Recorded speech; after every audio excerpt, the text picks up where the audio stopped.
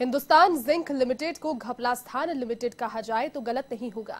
यहां लगातार राजस्व चोरी के मामले सामने आ रहे हैं। पिछले साल भी एसडीआरआई की ओर से हिंदुस्तान जिंक को 2,500 करोड़ के राजस्व चोरी का नोटिस दिया गया था और एक बार फिर से एसडीआरआई ने 1,113 करोड़ की राजस्व चोरी पकड़ी है। लगातार मामले सामने आने पर भी हिंदुस्तान जिंक का प्रबंधन घपले करने से बाज नहीं आ रहा। इसके खिलाफ सरकार को कठोर कार्रवाई करनी होगी।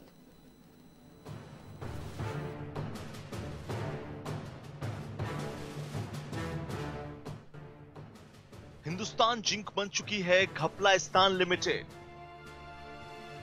अब HZL का काम है केवल सरकार को चूना लगाना। जिंक का होता है खनन, लेकिन चांदी बीच में ही होती है चंपत। सरकार से छुपाए जाते हैं खनन के आंकड़े। SGRI की जांच में हुआ बड़ा खुलासा। पहले 2,500 करोड़ की चुराई थी चांदी, अब फिर किया 1,113 करोड़ का घपला। हिंदुस्तान जिंक भारत सरकार के स्वामित्व वाली कंपनी थी, लेकिन वाजपेयी सरकार ने 2003 में इसे वेदांता ग्रुप को सौंप दी।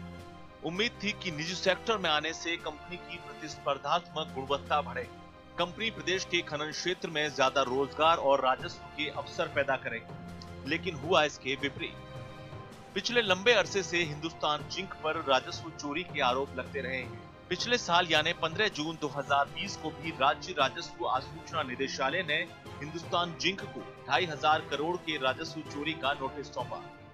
SGRI की जांच में खुलासा हुआ है कि हिंदुस्तान जिंक ने 3,64,000 किलो चांदी का उत्पादन किया, लेकिन सरकार से जानकारी छुपाई।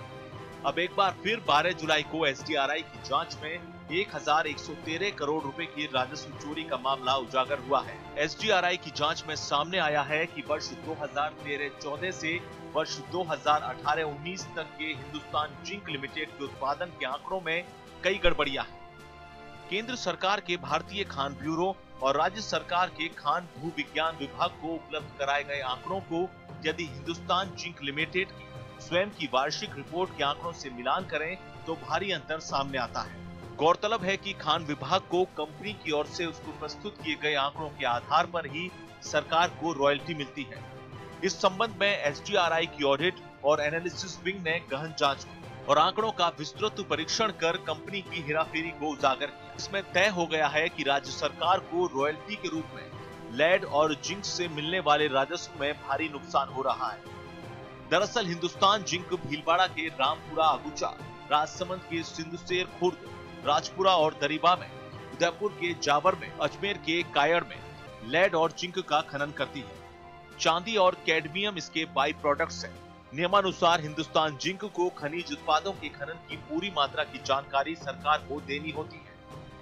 इस आधार पर सरकार की रॉयल्टी तय होती है। इसकी चोरी के लिए हिंदुस्तान जिंक का प्रबंधन उत्पादन के आंकड़ों में हेराफेरी कर रहा है। हिंदुस्तान जिंक की यह हेराफेरी लंबे समय से जारी है। उत्पादन के आंकड़े छुपाकर हिंदुस्तान जिंक अभी तक सरकार को हजारों करोड़ रुपए की चपत लगा चुका है।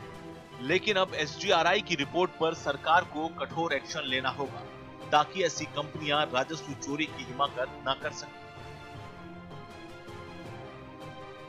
SGRI के नए खुलासे के बाद ये तय हो गया कि हिंदुस्तान जिंक, जिसके पास जिंक खनन के साथ साथ राजस्व और रोजगार मुहैया कराने की जिम्मेदारी है, लेकिन यहाँ का भ्रष्ट प्रबंधन कई बार चांदी के घोटाले में पकड़ा जाता है तो कई बार टैक्स चोरी में।